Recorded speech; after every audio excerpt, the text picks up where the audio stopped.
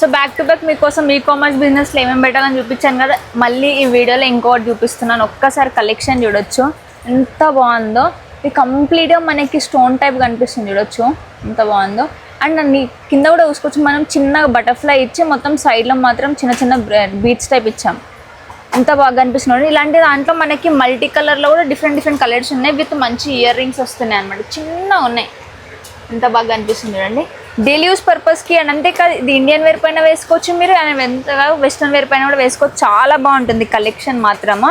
And ఇందులో చూసుకోవచ్చు మనకి లైట్ కలర్స్ ఉన్నాయి, డార్క్ కలర్స్ ఉన్నాయి, ఇంకా హెవీలో కావాలంటే హెవీలో ఉంటే ఫుల్ స్టాక్ అవైలబుల్లో ఉంది.